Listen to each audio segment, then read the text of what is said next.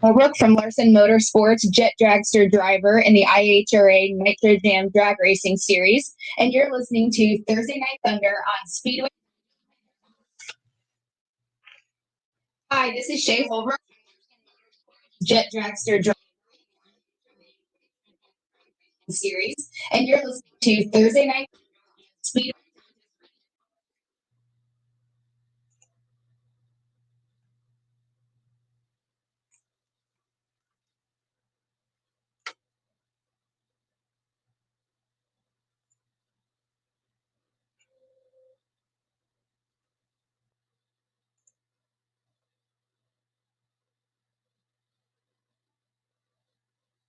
Hello and welcome to the April 15th edition of Speedway Digest, Thursday Night Thunder, the most hardcore motorsports program on the internet.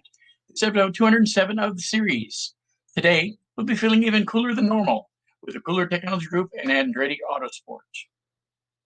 KULR Technology Group, a leading developer of next-generation lithium-ion battery safety and thermal management technologies, recently announced a long-term technology and developmental partnership with Andretti Technologies, the advanced technology arm of Andretti Autosport, founded by Michael Andretti. As part of the alliance, KULR will establish a thermal management testing and design platform for high-performance battery solutions with the highest safety rating specifically adapted to the rigorous technical requirements of Andretti's global racing enterprise. Both partners will also focus on co-developing and co-managing motorsports battery and safety technology, automotive partners for mass-market EV applications. The aim of the KULR and Andretti Technologies partnership is a transfer of technical knowledge from aerospace to the racetrack through ATAC-affiliated programs, drawing upon KULR's technical expertise building lightweight, high-performance thermal management solutions for space exploration, including the NICER instrument on the International Space Station, the Mercury Messenger, and the Sherlock instrument on the Mars rover. ATAC plans to implement new cooling technology, battery cell architecture, and testing methodologies for its high-performance and high-power applications within the global EV motorsports marketplace. KULR also emphasized its ambition for its passive propagation resistant PPR solutions within the Andretti Technologies battery storage and transportation safety roadmap. KULR's passive propagation resistant packaging solutions for lithium batteries are critical at preventing cell-to-cell thermal runaway propagation, which inhibits the fire and ejecta of a single battery cell from exiting the battery enclosure. The PPR architecture is also designed to absorb and mitigate rapid temperature changes in battery systems and keep sensitive components within desired temperature ranges for their required specifications. Avoiding any efficiency loss and or serious damage to any system components results in a more sustainable and environmentally sound battery management system. This demand for sustainability played a major part in the new partnership with ATEC. Keep up to date on the joint development of the Andretti family of brands, please follow KULR Technology on Facebook, Instagram, Twitter, LinkedIn, or TikTok. We're standing by for our first guest to be on the program tonight. Looks like they've already logged in. So let's go ahead and see if we can get them connected momentarily. Send them a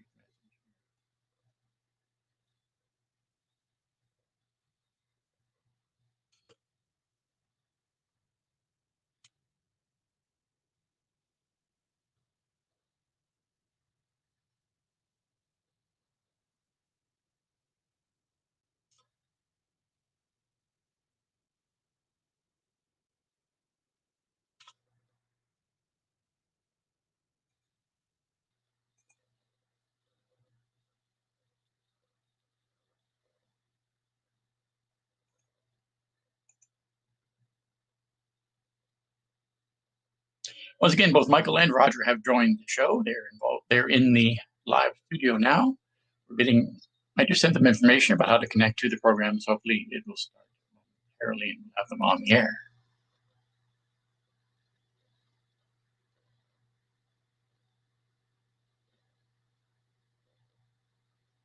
The partnership between KULR and Andretti seems like it'll be an interesting thing for the future of racing, as well as more information about the future of modern motorsports.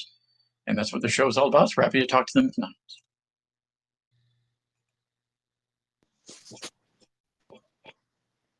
Hello, gentlemen. How are you doing this evening?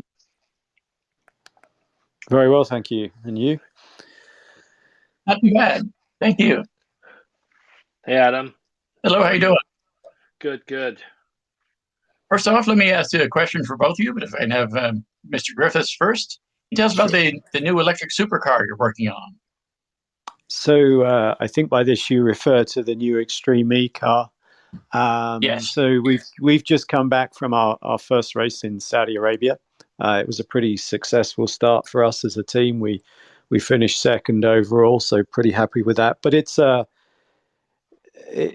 fairly extreme looking vehicle.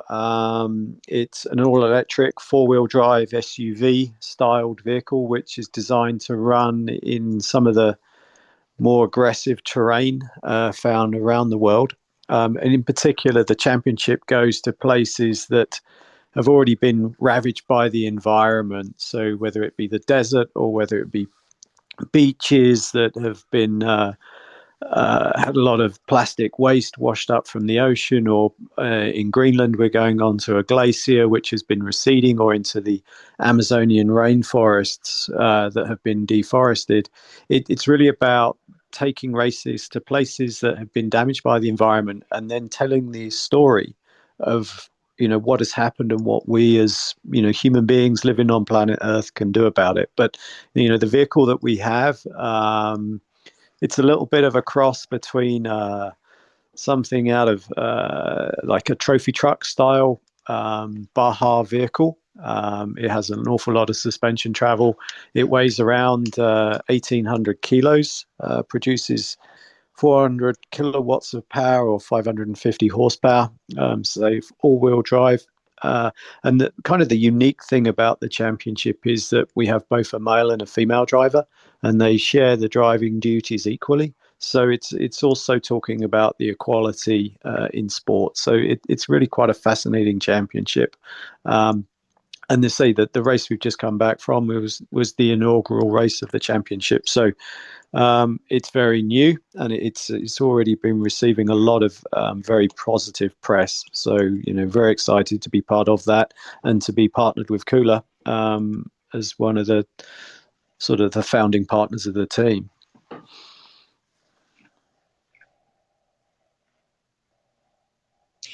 And Mr. Mo, what's your favorite part about working on the Extreme E team, working with Extreme E? Yeah, no, so like Roger says, it's kind of a one of a kind race, right? Not only it's a electric car, the more important part it's really trying to shine a spotlight on some of the more environmentally sensitive places on Earth. The desert in Saudi Arabia, beaches in Senegal, glacier in Greenland, and the Amazon River, and so forth. And I think if you kind of check out the website and check out the mission statement, it's just really it's kind of unbelievable how aligned the Andretti enterprise, their kind of drive for excellence and going forward on sustainability with the Extreme E. And what we're trying to do is, we've been working on space and energy and thermal management for 30 years. And now our mission is to applying those high performance technology and to make the world more sustainable in this whole transition electrification. So extremely excited to be part of that journey with the Andretti's, with the Extreme E. I would say that the alignment of the mission statement is probably the most exciting part about this mission together. Another question for you, sir. Of all the things that KULR has been a part of, which ones have been your favorite so far? Which part? What? I'm sorry. Of all the products, of the different projects that KULR's been involved with so far, which one's been your favorite? My favorite, actually, probably some of the most recently exciting part is the Mars rover program. Mm-hmm. That we're part of the Sherlock instrument. That's many years in the making, obviously. And we're part of the team. Team. Yes, well, we're part of the the JPL team, but we're part of the solution. We provide the heat sink in the Sherlock instrument to keep the lasers, the sensor, and the instrument optimum operating condition on the red planet, where obviously the temperature can go from minus 210 degrees to 70 degrees. So it's very extreme temperature swings. So that's a very satisfying project for us, and then obviously the rover landed in February and then went through the 7 minutes of hell. So that was exhilarating. But it's probably one of the proudest achievements for the KULR team. Awesome. Well, Mr. Griffiths, the next question is for you to begin with, and then Mr. Mo can add a little bit more at the end. Sure. Moving away from internal combustion, how long do you think it'll be before e-racing dominates the entire motorsports landscape? I mean, I think we're going to see an increase in e-motorsport, but I don't think we'll ever see it replace the internal combustion engine, at least not for a long time. And we're starting to see many of the championships running, Formula One, for example, looking at sustainable fuels and, moving away from, just the simplistic hydrocarbon-based fuels. So I think there is going to be a transition to, more people looking at electric motorsport. I mean, Formula E has led the way. Extreme E now is really picking up the baton, but we're also seeing, electric motorcycle racing. I think the next new big thing is going to be electric rallycross. But there are a lot of challenges with electric vehicles which need to be overcome to be able to perhaps take an electric vehicle and compete successfully at a championship like Le Mans or the Daytona 24-hour race. It's not going to be a replacement for the internal combustion engine for at least 10 or 15 years, I would say, in motorsport, and maybe even longer. Michael, I don't know what you think of that one. No, thanks, Roger. I think maybe echoing some of your sentiment, right? So I think that there's different kind of excitement in different drivetrain technology, and the technology for electric vehicle, especially the battery side, needs to catch up to the especially the endurance side. When you talk about 24-hour Le Mans, then it's the sustainability of that. The battery, you need to charge it. You can run it for 24 hours. So how fast can you charge it? How cool can you keep it for 24 hours? So I guess those are kind of the technical challenges that from a KULR side we kind of think about. But I think that I think Michael Andretti said it best last week. He was on Fox Business with Barney. He said that I think Barney asked him which one he liked better, combustion engine or EV. He said he likes competition. So different car feels different ways, but the competition it certainly has different feel to it, I think, in between the different races. So the variety, I think, is the most exciting part. And a follow-up for you, Roger Griffiths there. How do you feel about the LMDH program that's starting to be worked on there in the IMSA series? I think it's a very exciting platform. I think any kind of championship that really attracts the attention of the major car manufacturers, the OEMs that want to go out there and do battle with each other. I think it's the right balance of some common parts, common chassis and things like that, but then with the sort of unique technology of what the OEMs can bring with their powertrain side of it. So I think it's going to be a super exciting championship, and I think it's coming at the right time where hybrid solutions have become more and more mature, and they're now sort of coming down into the hands where sort of regular race teams can work with them and handle with them, particularly from the safety aspect of it. So I think give it a year or two and we're going to see some incredible battles, whether it's here in the United States or over in Europe or the rest of the world. So I think it's going to be a very exciting time for sports car racing. Michael, let me ask you a little bit of a follow-up as well. You mentioned briefly the Sherlock instrument aboard the Mars rover. Can you tell us a little bit more about what that actually is and how it makes exploring Mars easy? Yeah, so the main mission of the Mars rover, 2020 Perseverance, is to look for organic life on Mars So the Sherlock instrument has the lasers, has cameras. I think about nine cameras on it. Has electronics, and has a lot of sensors and instruments. Basically, it's just looking for signs of life, signs of organic life on Mars. So, and as you can imagine, these sensors and instruments are very sensitive to temperature in their operations. Mars surface temperature can vary between minus 210 degrees to positive 70 degrees. So, and under these kind of thermal cycles every day, these instruments and these parts can go through thermal stress. And to avoid that, you need good thermal management inside to keep them in optimal ambient temperatures at all times. And that's kind of what our technology does.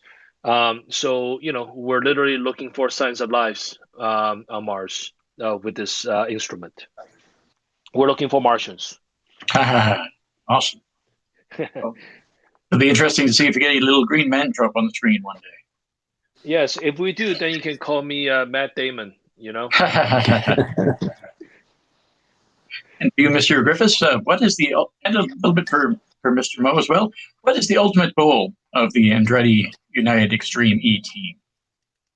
I think we have two goals. First and foremost, we go racing because it's competition, and we go racing to win.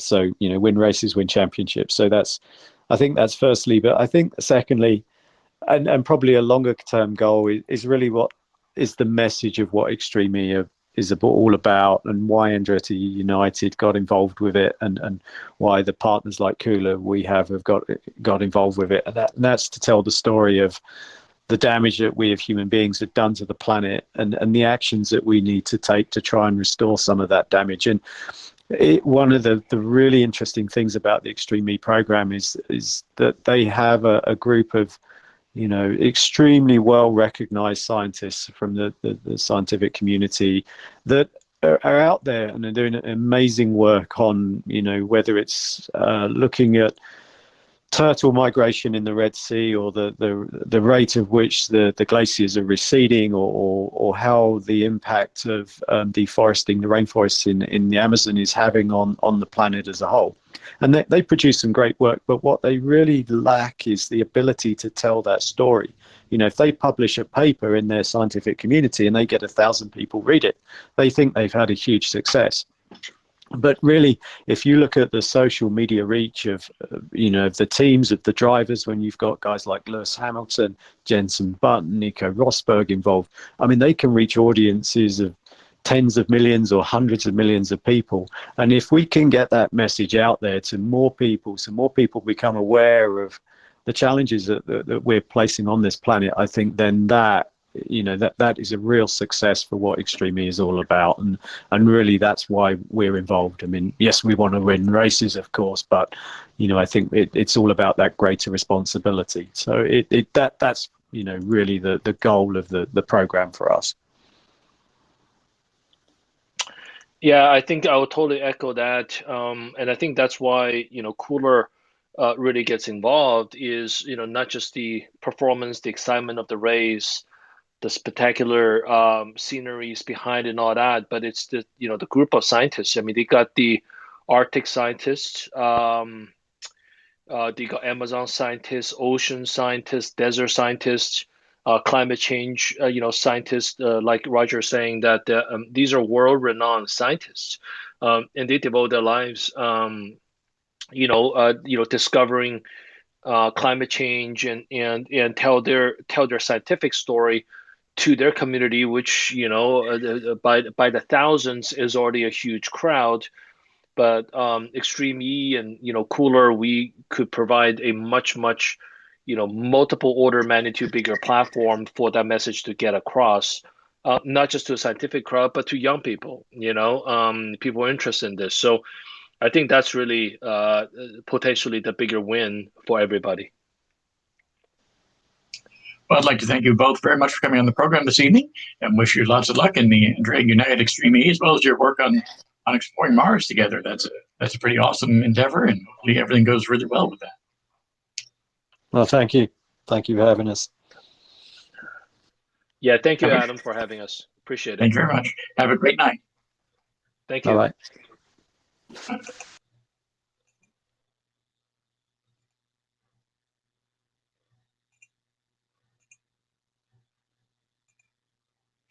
Again, that was Mr. Michael Moe and Mr. Roger Griffiths. Very honored to have them on the program tonight. It seems like a great thing going on with KULR and the exploration of Mars, as well as the Andretti United Extreme E and their partnership with that. That's a pretty series. It's got a lot of competitors in that, and it'll be something to watch in the future. This season, it'll be interesting to see how that goes, but it'll definitely be cool to see how that goes in the near future. Are you a race car driver, crew chief, pit member, track owner? Maybe you're just a huge fan of the sport. Contact me to get your spot on the show. After all, you deserve your 50 minutes of fame, and we'd love to hear from you. Easiest way to do that is to go to speedwaydigest.com, click on the racing news section, and look me up there, Adam Sinclair. There's contact information listed on my profile page there in speedwaydigest.com. Be sure to check that out. Pennzoil has become the official motor oil and lubricant partner of IndyCar and the NTT IndyCar Series, a new and dynamic multi-year partnership that begins this weekend with the Honda Indy Grand Prix of Alabama, presented by Amherst at Barber Motorsports Park.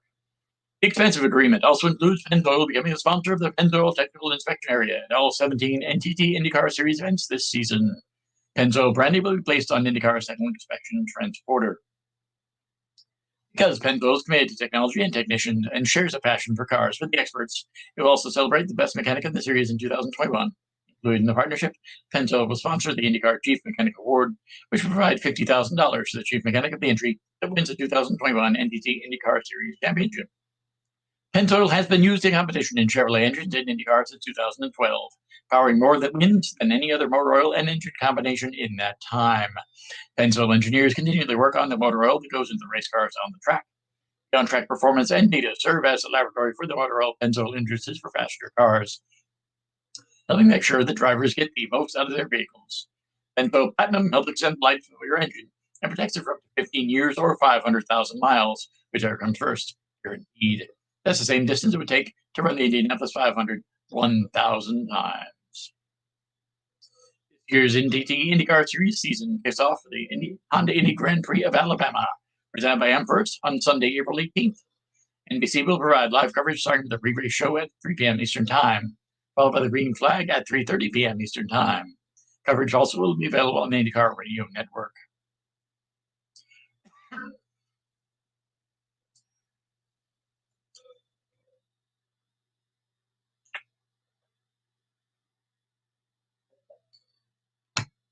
Pardon me.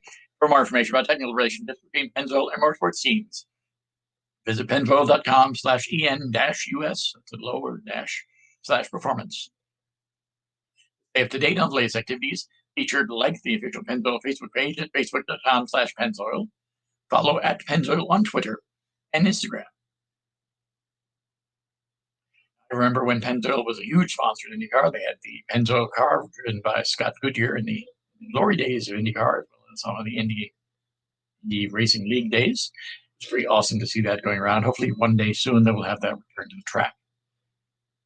Kind of neat to see the old yellow car running around. Darlington Raceway and Goodyear today announced a partnership of entitlement of the spring NASCAR Cup Series race as part of the official throwback weekend of the NASCAR Series on May the 9th. The official name of the race will be the Goodyear 400. In support of the official throwback weekend of NASCAR, Goodyear will once again replace the yellow eagle logo on the sidewalls of its racing tires with a vintage blue streak sidewall design. In keeping with the race weekend throwback theme, the blue streak tires will include a white Goodyear lettering and a white logo, like the design of NASCAR tires used in the 1960s and 1970s. Goodyear has a rich history at Darlington Raceway, as the company conducted its first official NASCAR tire test at the track in 1954 and earned its first NASCAR victory in the 1959 Southern 500 with driver Jim Reed. The Goodyear 400 will mark Goodyear's first race entitlement in North America. The Goodyear 400 is a continuation of Goodyear's long-standing relationship with the sport of racing. As the exclusive tire supplier for NASCAR's top 3 series, Goodyear is the longest-running continuous partner in NASCAR history. Goodyear produces more than 100,000 tires for NASCAR's top 3 series. every year, and each tire is custom built by the hands of passionate Goodyear associates in Akron, Ohio, Goodyear's global headquarters, and donned with the name of the employee who helped produce it. To learn more about Goodyear racing, visit goodyear.com/racing. Tune in to watch the Goodyear 400 on Sunday, May 9th at 3:30 p.m. Eastern Time on Fox Sports 1 and the Motor Racing Network, where Goodyear will provide aerial coverage of the action. Everybody loves Goodyear blimp. See it there. At one point, I'd love to actually go. It seems like it'll be an interesting track to see the action at. I haven't had the chance to visit there yet. I do have a bucket list of tracks I'd love to go to. That's kind of one of them. Let's see. If winning at Talladega Speedway, NASCAR's biggest and baddest racetrack, isn't enough, Ford drivers will have even more incentive and 100,000 reasons to claim their first triumph at the 2.66-mile track in the NASCAR Pro 300 NASCAR Xfinity Series race on Saturday, April 24th.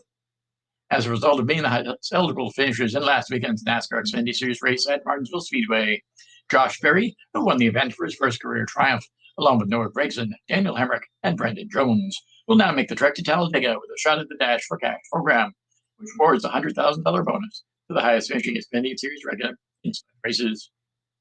It'll be a battle between the two cars from the Junior Motorsports camp, two machines from Joe Gibbs Racing. The Dash for Cash program started at Martinsville before moving to Talladega and Darlington. Over. Each of the quartet will be vying not only for the extra cash, but for the first triumph at the iconic venue. Who has the edge?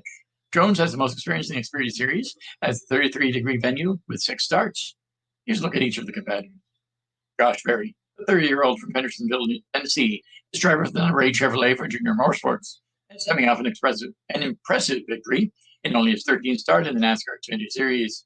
The 2020 NASCAR Weekly Racing Series champion competed in 13 total NASCAR Xfinity Series races dating back to 2014. This season, he's running a limited schedule, but did compete for the first time on a super speedway in the season opener at Daytona International Speedway. He started 9th and finished 27th after being cut off in an accident. The Ag Pro 300 will be his first attempt at the biggest, baddest racetrack on the planet. Noah Gregson has guest on the show and an interesting character to say the least. 20-year-old from Las Vegas, Nevada, but pilots the number 9 Chevrolet for Junior Motorsports. With his runner-up finish at Martinsville, he pocketed the $100,000 bonus of the first leg of the Dash for Cash program. In 4 Xfinity starts at Talladega, he has an impressive resume with results of a third-place effort, a 4th, a 10th, to go along with an 11th. Currently sits 9th in the title chase. Daniel Hemrick, the 30-year-old Kannapolis, North Carolina native, drives the number 18 Toyota for Joe Gibbs Racing. Not only will he hope to claim the big bonus, but a win will also mean his first career triumph in the NASCAR Xfinity Series. He has 5 Xfinity starts at NASCAR's most competitive track, with 2 top 5 results, including a 5th fall. He currently sits 2nd in the championship standings. Last but not least, Brandon Jones. The 24-year-old from Atlanta, Georgia, will again be behind the wheel of his number 19 Toyota for Joe Gibbs Racing. He's coming off a 4th place finish from his last attempt at Talladega in October, which gave him his second top 5 result in 6 starts. He ranks 10th in his quest for the championship. The greatest racetrack in the world will host the Ag Pro 300 for the NASCAR Xfinity Series, as well as the General Tire 200 for the ARCA Menard Series on Saturday, April 24th, before the weekend culminates with the Geico 500 for the NASCAR Cup Series on Sunday, April 25th. The Saturday doubleheader starts with the General Tire 200 at noon Central Time. The Ag Pro 300 gets the green flag at 3 p.m. Central Time. Sunday's anchor event, the Geico 500, is scheduled for a 1 p.m. Central Time start. It's 12 and under and made free with a paying adult to Grandstands Towers on Saturday. To learn more about attendance opportunities for the weekend, including camping options, the modified Talladega Garage Experience, along with the new Geico Browns Blue Drive-In Experience, Sunday only, located in the infield, visit TalladegaSuperspeedway.com. As always, fans are encouraged to keep up with all the happenings at the biggest, baddest racetrack on the planet by following Talladega Speedway on Twitter, Facebook, and Instagram. Now, we're not going to have a show next week. We're going to be traveling next week. It'd be kind of cool to travel to the great state of Mississippi and see how everything goes on over there. But we will be returning the following week with a new and exciting program. At this point, we aren't exactly sure where guests are going to be for the following week's show, but it'll be pretty cool to see who it ends up being. We are working on some leads right now. We're actually going to send an email momentarily. We're getting some information, possibly for a competitor from the Formula E Series, possibly from Mini, a person from Volkswagen, also representing Formula E. So we're going to try and get that lined up for a couple of weeks from now. Be sure to check out past episodes of Thursday Night Thunder, as well as the other shows on the Speedway Digest Radio Network at speedwaydigest.podbean.com. You can also check out the show on Facebook by searching for Speedway Digest Thursday Night Thunder in the search bar. I also invite you to read the articles covering all aspects of motorsports at speedwaydigest.com. You'll notice I did update my profile a little bit on that site today to include information about Podbean here at the speedwaydigest.podbean.com, where you can find all past episodes of this program, as well as the other shows on the Speedway Digest Radio Network. So that's kind of cool, and it's good to have an updated profile now and again. I didn't really change much on there, just changed some of the wording around a little bit and added a new link. So be sure to check that out. SpeedwayDigest.com put up a lot of good stuff today. Might put up some more stuff tomorrow morning. It really depends on how the day goes. In addition, if you're a fan of South Florida and who isn't, be sure to check out the latest news and information about our slice of paradise at my blog site, Football Plum's Fantastic Finds. It can be found on Facebook, Twitter, and by heading to Football Plum's Fantastic Finds.wordpress.com. As always, when I travel around, I do some posting on Instagram and that sort of thing, so be sure to check that out on my Twitter feed at Football Plums, that's FABORPLUMBS, or at PB Happening, that's PBHAPPENING. Both those will be updated next week with information about where I'm going to be traveling to, and possibly a little bit of more in-depth information, some pictures and that sort of thing. I will definitely be doing some more follow-up articles when I return to the home office here. So be sure to check that out. Thank you again for listening, and we look forward to seeing you again in 2 weeks in the Thunderdome as we once again discuss the major issues in the world of iron auto racing. Thanks again to our guests tonight, Mr. Michael Moe and Mr. Roger Griffiths. They're pretty awesome to talk to. They have amazing stuff they're working on, and wish them all the luck in the world. Thanks again, and have a great